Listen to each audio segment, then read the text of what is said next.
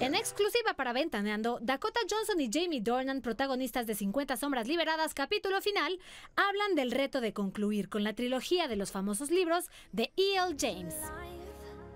It doesn't feel difficult. It feels very beautiful, and I feel incredibly grateful for the opportunity and the experience, and I'm proud of the movies, and I'm proud of the third one, and I'm proud that we accomplished it, and it feels really good. I'm excited for the opportunities that this platform will give me in my life. I wouldn't have a career without this, really. I mean, I would. Yeah. But so many people have an opinion on him.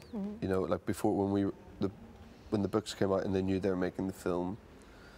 There's so many fans who have like an idea of what he looks like, what he sounds like, of how he moves, of how everything, and it's so.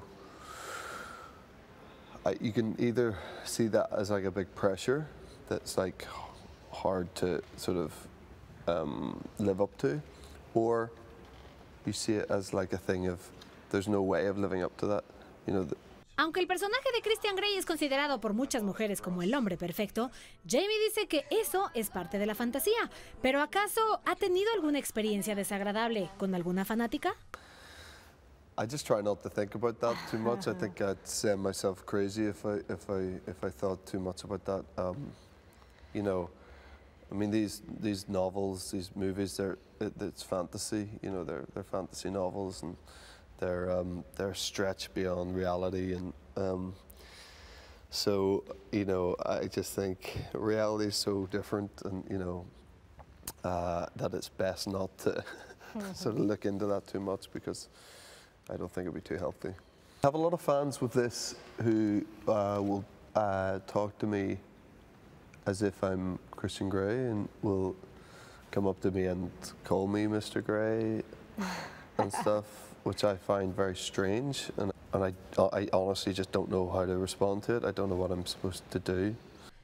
Con la polémica generada a raíz de las acusaciones de abuso sexual en contra del director Harvey Weinstein, Eric Johnson, quien interpreta al malévolo Jack Hyde, así como Dakota, opinaron sobre la delgada línea que existe entre coquetear y acosar a una persona. I think the line is whether it's consensual or not. There's one thing to flirt, but if it's one direction, that's a pretty clear line. Okay. You know, and if you're not respecting somebody else's boundaries or wishes, then you're disrespecting that person. There's no room for that.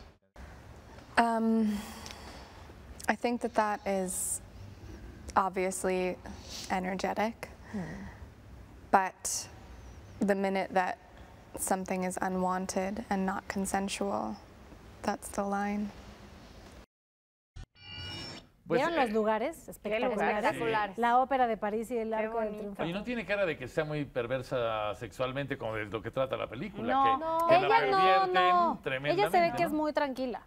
Estas historias son algún tipo de pornografía para ama de casa. Así es, sí, las 50 sombras de Grey. Sí. Pues es, mira, erótico, es para darle también seguridad y erotismo. valor a las mujeres que luego se sienten cohibidas en la parte sexual. Pero sí hay que decir que la primera le empiezan a amarrar, a darle sus cates y esas cosas. Pero transformaron todo ese círculo editorial y visual en cuanto al erotismo. Que en Mercado Azteca vamos a tocar ese tema de las nuevas formas de amar que existen hoy en día, que nosotros ni conocíamos. Público. Bueno, pues ya viste donde se fue la Choco. Y el sadomasoquismo con Fernanda Tapia. Digo, la casta. Hoy nos está confundiendo. Ay, es una ¿A dónde se fui yo? ¿A dónde me fui? Yo me fui a París. Bueno, ahorita me dijo, ay, tú fuiste a París, yo me fui a dar un rol por los Oye, pero fíjate, a propósito de eso, la segunda parte de la película y la tercera la filmaron al mismo tiempo. Y entonces coincidió que estaban en Niza, cuando se acuerdan que el 14 de julio se dieron los atentados y ellos estaban aterrorizados.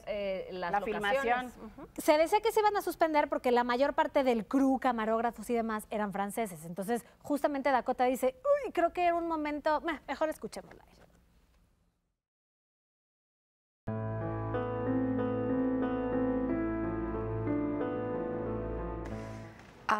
I was heartbroken. It was terrifying, and I was.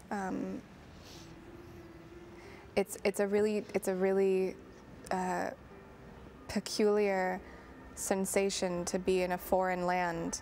It's a difficult feeling to be in a place that is not your home, where you feel such a sense of heartbreak for the people. And we were filming, and I think out of respect, I thought that we should not be filming because it seemed very kind of trivial to be just shooting a Hollywood movie while this is a real devastating moment. But it was pretty inspiring to know that the French people just wanted to keep going. I had my little sister with me, and that was an interesting thing to explain to a 16-year-old girl. And you know, it's not an easy subject. It's not easy to talk about. It doesn't get easier. It's, but yeah, that happened. Terrified. I mean, we were,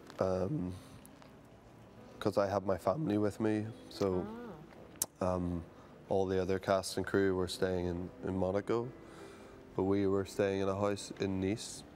So we were there when that happened, and you know, it was just very frightening. We had to film the next day, and it just didn't feel right, you know, that we were all, that had just happened the night before. ¿Quieren estar al tanto de todas las exclusivas del medio del espectáculo? ¿Busca tener la información de los famosos de primera mano? Pues suscríbase a nuestro canal de YouTube. Solo tienes que darle clic aquí.